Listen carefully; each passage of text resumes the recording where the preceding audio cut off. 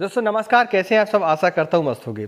दोस्तों आपके मन में एक सवाल हमेशा आता होगा कि आखिरकार हमारे साथ ही ऐसा क्यों होता है, यानी कि किसान के कारण। कुछ सवाल है मैं आपको बताता हूँ जो कि हर किसान भाइयों के हैं कि सरकार किसानों को बढ़ावा क्यों नहीं देती। आखिर क्या कारण है, क्या मजबूरी है। सरकार एमएसपी क्यों नहीं बढ़ाना चाहती और एमएसपी निर्धारित क्यों नहीं करती हर फसल के लिए।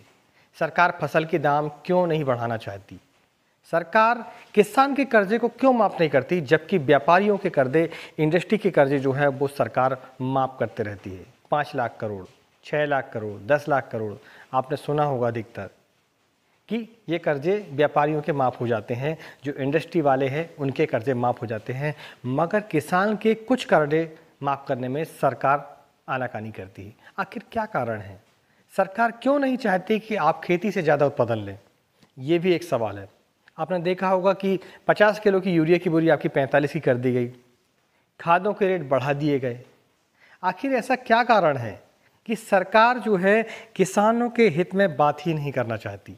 इतने आंदोलन होते हैं, सब कुछ होते हैं, मगर सरकार के कान में जूं भी नहीं रेंगती। आज इस वीडियो में हम इन सवालों के जवाब ढूंढने की कोशिश करेंगे। अगर आप एक किसान हैं तो आप इस वीडियो को पूरा देखें, आपको सारी गणित समझ में आ जाएगी कि आखिर ऐसा होता क्यों है हमारे साथ ही। चलिए वीडियो की शुरुआत करते हैं। मैं हूं राकेश साहू, आप देख रहे हैं एग्रो जीवन बातें किसान की। यह आपका अपना चैनल है। इस चैनल पर खेती संबंधी और किसानों संबंधी जानकारी आपको मिलते रहती है। किसानों के हित में और खेती के हित में बात की जाती है।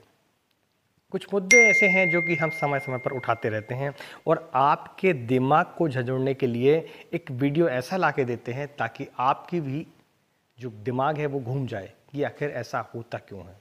अब हम जानते हैं वीडियो को विस्तार से और आपके जो सवाल हैं उनके उत्तर खोजने की कोशिश करते हैं। यदि आपका भी कुछ सुझाव हो तो आप कमेंट के माध्यम से हमें लिख सकते हैं। सबसे पहली बात यह है कि कृषि उत्पाद सभी की ज़रूरत है, चाहे हो बूढ़ा हो, जवान हो, मजदूर हो, व्यापारी हो, बिजनेसमैन हो, नौकरी पेशा हो, कोई भी हो, सभी को अनाज चाहिए, सभी को सब्जी चाहिए। तो अगर थोड़े से भी रेट बढ़ते हैं, ठीक है, टमाटर के दाम 30 रुपये तक तो कोई हल्ला नहीं होता। 30 रुपये से जैसे ही 40 रुपये 50 रुपये की बात आती है तो पूरे मीडिया जो है हमारा बिल्कुल आग बबूला हो जाता है। टमाटर के दाम ये, टमाटर के दाम वो। प्याज ने सरकार को गिरा दी, प्याज के दाम बढ़े, सरकार गिर गई। तो ये जरूरत जो है ज़्यादा लोगों की है। तो आप इस बात को समझें कि जो चीज़ सबकी ज़रूरत है तो उस चीज़ को सरकार क्या कोई भी दाम नहीं बढ़ाना चाहती। आपके परिवार के लोग भी नहीं चाहते कि उनके घर में जो अनाज उपज रहा है उसके अलावा किसी और चीज़ के दाम बढ़ें और बाज़ार में वो ज़्यादा पैसा खर्च करके आए। तो इस बात को आप समझें। इसके कारण जो है सरकारें जो है हमारे जितने भी प्रोडक्ट होते हैं, चाहे वो अनाज हों, सब्जियां हों, इनके रेट नहीं बढ़ाती है। आप जो न्यूज़ चैनल देखते हैं ना, एबीपी न्यूज़, आज तक, सारे इन सबों में आप देखेंगे तो आपको बिल्कुल ऐसा दिखाई देगा कि क्या होने वाला है, दुनिया डूबने वाली है। जबकि वहीं डीजल और पेट्रोल के रेट बढ़ते हैं तो 4 दिन हल्ला होता है और बात समाप्त हो जाती है। चुपचाप गाड़ियों में डीजल डलवा के आदमी निकल लेता है। लेकिन हमारे किसान का यदि टमाटर 1 महीने के लिए अगर उसके रेट बढ़ जाए तो आसमान टूट जाता है। ये एक कारण है। दूसरा है प्राइवेट कंपनियों को कच्चा माल सस्ता चाहिए। प्राइवेट कंपनियां हैं आपकी, जैसे मान लीजिए चिप्स की कंपनियां हैं, उनको आलू सस्ता चाहिए। टमाटर सॉस की कंपनियां हैं, उनको टमाटर अच्छी क्वालिटी का और वो भी सस्ते दाम में चाहिए। आप मूंग दाल देख लीजिए, 5 रुपये की पैकेट में मुश्किल से 15 से 20 ग्राम मूंग दाल होती है। कभी अंदाज़ा लगाएं कि क्या रेट आप खाते हैं उसको, जो मूंग दाल हम पैकेटों में खाते हैं वो। तो जो कच्चे माल हैं, जो रॉ मटेरियल है, खेती संबंधी जितने भी प्रोडक्ट हैं उनमें जो रॉ मटेरियल है, चावल हो, आटा हो, कुछ भी हो, आशीर्वाद आटा, कोई भी आटा आप ले लें, ब्रेड कंपनियां हैं, दूध की कंपनियां हैं, सोसाइटियां जो हमारी अमूल दूध है, जमाने भर की जितने भी सोसाइटियां हैं या फिर जो कंपनियां हैं, उनको कच्चा माल कैसे मिलेगा सस्ता। और अगर उनको कच्चा माल नहीं मिलेगा सस्ता तो फिर वो चैनल टूट जाएगी बिल्कुल। कैसे? सबसे पहले शुरुआत होती है आपसे ही। आप जब बेचते हैं उसको जो खरीदता है उसको पैसे देने हैं, जो ट्रांसपोर्ट करके ले जा रहा है उसको पैसे देने हैं, फिर कंपनी खुद पैसे रखेगी, फिर इसके बाद जब वो डिस्ट्रीब्यूटर होलसेल डिस्ट्रीब्यूटर को देगा तो उसको मार्जिन चाहिए, फिर लोकल डिस्ट्रीब्यूटर को मार्जिन चाहिए, और फिर इसके बाद आखिर में जाके ग्राहक को कम रेट में माल चाहिए। तो ये जो 5-6 जो पॉइंट बीच में पड़ते हैं ना, यहाँ पर जो मार्जिन है उसको सेट करने के लिए, उसको फिक्स करने के लिए क्या करना होगा? आपकी फसल, आपके प्रोडक्ट के दाम उन्हें कम रखने होंगे। यदि वो पहले ही बढ़ा देंगे कच्चे माल के दाम तो फिर बेच क्या पाएंगे और मार्जिन कैसे लेंगे? तो ये गणित है दोस्तों। तीसरा पॉइंट है, बड़े बड़े शहरों में बड़ी बड़ी बिल्डिंगें बन रही हैं, बड़े बड़े प्रोजेक्ट लग रहे हैं, बड़ी बड़ी कंपनियां हैं, उन्हें मजदूरों की आवश्यकता है, छोटे कर्मचारियों की आवश्यकता है। बड़ों की नहीं, बड़े तो आपको पूछेगा भी नहीं कोई, वो तो उनकी सब खानदान के, उनके बेटे होंगे, उनके रिश्तेदार होंगे, या फिर जो हाई क्वालिटी के लोग हैं वो होंगे। किसान के बेटे को वहाँ पर जॉब नहीं मिलेगी। किसान के बेटे को जॉब कौन सी मिलेगी? छोटी जॉब है, सुपरवाइज़र ले लो आप, तसले लेकर माल ढोने वाले ले लो आप। तो ये जो मजदूर, इन्हें ज़रूरत होती है बिल्डिंगों पर। आपने देखा बड़ी बड़ी बिल्डिंगें बन रही, बिल्कुल 10 मंजिला 20 मंजिला, तो इन पर मजदूर कहाँ से आएंगे भाई? अगर आप सुदृढ़ हो जाएंगे, आपको गांव में रोजगार मिलेगा, आपको गांव में 2 पैसे मिलेंगे, आपकी रोजी रोटी गांव में 2 पैसे आपको बनेगी, तो फिर आप शहर जाएंगे क्यों? सरकार बिल्कुल नहीं चाहती कि आप यहां पर रहें गांव पर। वो चाहती कि आप यहां से निकलें गांव से और जाएं कलकत्ता, मुंबई, दिल्ली, और वहां जाके मजदूरी करें, तसला उठाएं, गिट्टी ढोएं, ये करें आप, तब जाके वो इंडस्ट्री चलती है। नहीं तो टाटा, अंबानी, ये सब कैसे काम करेंगे? इनकी कंपनियां कैसे काम करेंगी बताइए आप। तो ये एक विशेष कारण है। सरकार बिल्कुल नहीं चाहती कि आप गांव पर रहें और खेती करें और सुख शांति से रहें।